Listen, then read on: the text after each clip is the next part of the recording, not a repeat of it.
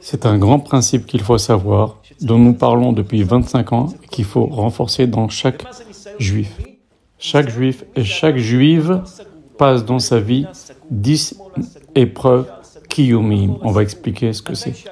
Et c'est pour ça que la Torah nous raconte les 10 épreuves d'Avraham Avinu. Parce qu'elles y ressemblent quelque part. Un Nisyayon Kiyumi, c'est une épreuve existentielle. C'est une épreuve dans laquelle on n'a pas de porte de sortie. C'est fermé de tous les côtés. Et seul qui vous dit qu'il n'a jamais connu ça, il ment. Une épreuve existentielle, c'est fermé devant, c'est fermé derrière, c'est fermé à gauche, c'est fermé à droite. Tu peux rien faire. Tu as les pieds et poings liés. Tu dois que subir. C'est tout ce que tu peux faire. Et prier, bien sûr. Au moment du sacrifice de Yitzhak, il y a marqué qu'Avraham a vu l'endroit au loin. L'endroit, le Har Moriah. Mais à Makom, c'est aussi Akadosh Baruch Hu. Il a vu comme si Akadosh Baruch Hu était loin. C'est ce qu'une personne ressent au moment d'une épreuve existentielle. Comme si Akadosh Baruch Hu, Chas v'Shalom lui tournait le dos, ou même Chas v'Shalom était même contre lui. C'est ce qu'une personne ressent. Et le Midrash dit que Avraham Avinu a demandé à Akadosh Baruch Hu, s'il te plaît, je peux pas une de plus. Et Akadosh Baruch Hu, il lui a promis qu'il n'aura pas une épreuve existentielle de plus. Si on prend l'épreuve de l'Ech Lecha d'Avraham Avinu, elle a duré 60 et quelques années. Depuis le moment où Akadosh Baruch Hu lui dit de partir, jusqu'au moment où il y a eu la Kedat Yitzhak. Donc ça peut être une épreuve existentielle qui dure longtemps, comme ça peut être une épreuve existentielle qui dure 2 heures. Une épreuve existentielle peut aussi durer une nuit, lorsque Sarah a été kidnappée par 2 fois durant une nuit. Donc le sacrifice de Yitzhak, c'est la dernière épreuve, et Akadosh Baruch Hu lui a promis que c'est la dernière. Qu'est-ce qui s'est passé le jour même? Sarah est morte. Alors c'est bizarre, Akadosh Baruch Hu vient lui promettre qu'il n'aura plus jamais d'épreuve existentielle. Et tout de suite après, tac, Sarah meurt. Sarah, sa femme, la tzadékette, Akadosh Baruch Hu a dit à Abraham, écoute tout ce que te dit Sarah. Et voici comme ça, le jour même de la Kedat Yitzhak, elle meurt. Ça aussi, c'est une épreuve existentielle. Mais Hachem lui a promis que c'était fini. Mais on voit que quand il a pleuré Sarah, il y a un petit kaf qui montre qu'il a pleuré un peu, parce qu'il savait qu'elle avait une place extraordinaire au Gan Eden.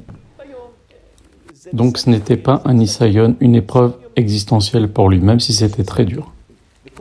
Il peut être une épreuve existentielle pour un et pas forcément pour l'autre, mais d'une façon ou d'une autre. Un homme ou une femme juive doit passer ces 10 épreuves existentielles.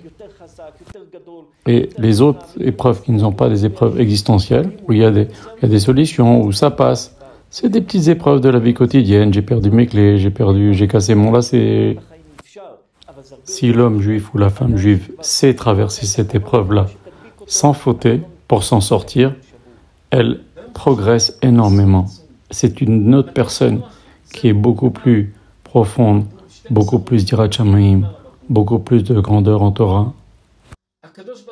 Et si on rate cette épreuve existentielle, comment en faisant quelque chose de péché pour s'en sortir, c'est comme une vitre qui est brisée, c'est difficile à réparer.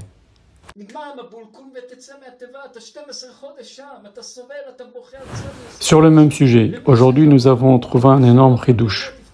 Hachem, lorsque le déluge se termine, dit à Noach, Hachem el Noach, Hachem ordonne à Noach, les morts, et tu répéteras, c'est Minateva, sors de la Teva. Alors, il va répéter à qui? À sa femme, à ses enfants, aux animaux. De toute façon, ça y est, le déluge est terminé. Pourquoi il attend qu'Hachem lui parle? Il aurait dû sortir déjà.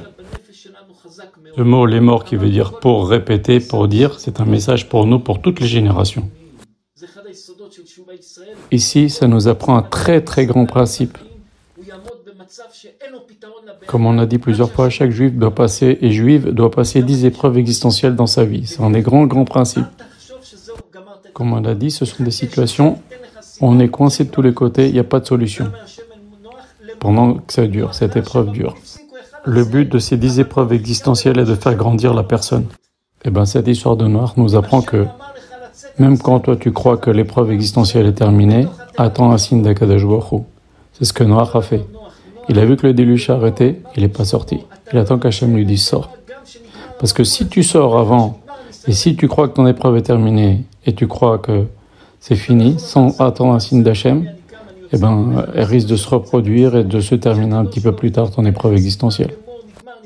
Et c'est ça que nous apprend le Lémor. Dans toutes les générations, lorsque les Juifs passeront des épreuves existentielles, ils doivent attendre un signe d'Hachem pour comprendre que l'épreuve est terminée.